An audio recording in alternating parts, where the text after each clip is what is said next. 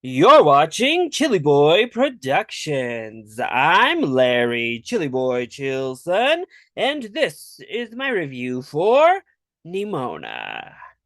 Now, before we get into this review, make sure to go ahead and click that subscribe button down below so that you can chill with me on each and every one of my latest videos.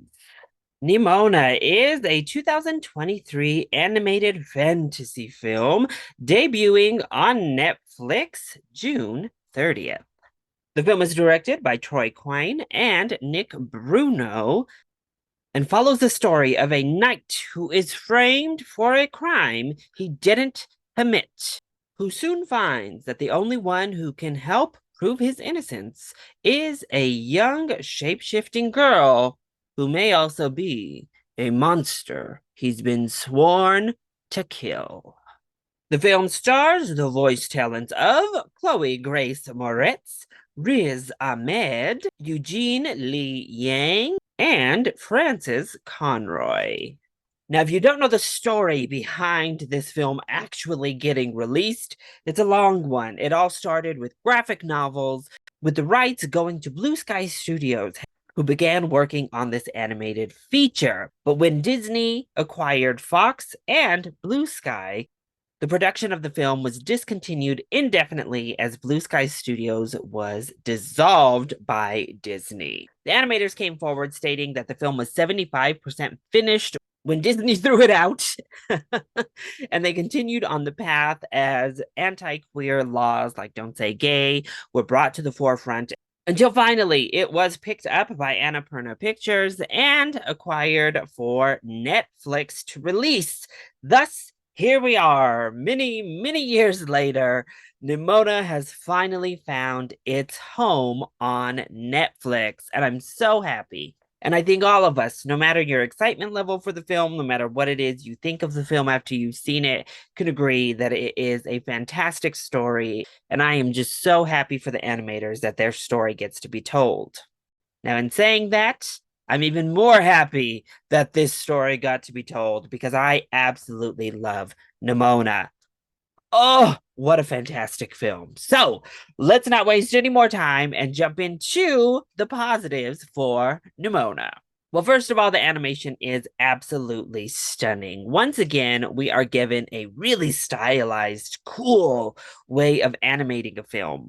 It's this stunning blend of 3D animation with the lines and textures of more flat 2D style animation. And of course, we get segments where we get storybook animation style or this really cool tile effect in the film. Oh, just all the animation is absolutely beautiful here and really distinct to the film itself. But the characters are all so endearing. Nimona, played wonderfully by Chloe Grace Moretz, is not only so endearing, but she's also so relatable, dealing with really relatable struggles that so many are going to be able to connect with. Obviously, she is mischievous and a little bit reckless, but that just adds to the charm of the character. And her shape-shifting abilities are super fun. Ballister, voiced by Riz Ahmed, is like one of my new favorite characters ever, I think. I loved him so much. First of all, he's beautiful, just like Riz himself. And we get to see this character who breaks down so many different types of boundaries for knighthood and done in such an authentic, beautiful way. It plays some part in the story when it comes to classism, but in so many other ways, it's just cool to get this kind of character, this knight, this hero who breaks down so many boundaries. And Riz Ahmed is amazing with his vocal talent as Ballister. Both Riz and Chloe give stunning performances.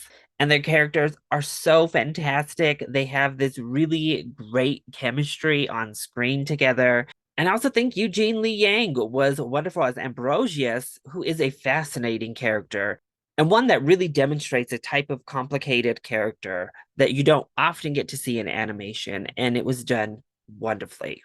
And then we have Francis Conroy, who I always love, who never gets her proper flowers, and she's so good as the director. What a commanding voice, first off. She should definitely look into more voice work because she's amazing here. And the story is so much fun. It is kind of a period piece high fantasy film with creatures, with knights and nobility, but it's set in like a futuristic world. So it gives a nice flair to the type of high fantasy I already love. But it's a story about being an outsider, about prejudice, about society's willingness to hate the unknown. There are heavy allegories for queerness and trans identities, as well as talking directly about classism and depression and sadness being consuming. There's a lot going on here with the messaging, but all of those messages blend together really well. They're highly intertwined here in the real world, and they come together in a very authentic and well handled way in the film itself. They're all crystal clear, they make sense, and unlike so much of the big major studio productions who have really tried to like interweave heavy, big, high concept messages into their films, this one fits and it works. So then what doesn't work so well when it comes to Nimona?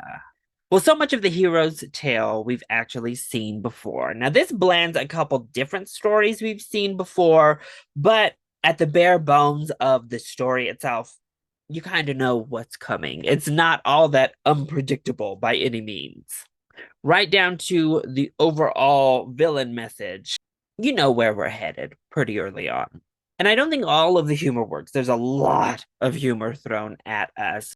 I would say for every two jokes that land, there's a joke that just kind of falls flat or feels highly misplaced. And I honestly wish we maybe had 10 more minutes for the third act of the film to just stretch a bit. The time right before and the time right after the climax, I wish had just a minute or two to breathe and to explore emotion and for our characters to have time. Even during the climax, some of the emotional beats I think needed just a moment or two extra to breathe and soak in. But overall, I had minor nitpicks when it came to Nimona because this was a fantastic film. I loved it. I fell in love with these characters. I fell in love with this message, with this story, with this world. I love Nimona. It is shooting straight up the ranks among some of my favorite films of the year, some of my favorite animation of the year. It's fantastic. So, if you're a fan of animation, if you are part of the LGBTQIA plus community, this is an amazing watch for Pride Month, and it debuts just before the month ends. So, check it out. Do yourself a favor. I think you're going to really identify with a lot that's happening here. It takes a lot of risks, it's daring, it's brave, and it's beautiful. So please check out Nimona when it debuts on Netflix June 30th. I think a lot of people are really going to love this because I sure did. So that is my review for Nimona. I hope you enjoyed it. If you did, go ahead, click like down below and subscribe to the channel so that you are always up to date on all of my latest videos, including an upcoming reaction for the film that I actually did film while watching before this review. Also, make sure to join in on the discussion. Are you excited to see Nimona? Let me know all of your thoughts either in the comment section down below, or you can hit me up on Twitter. I love you all so much for your continued support. Mwah! Thank you for watching, and we'll see you next time. Bye.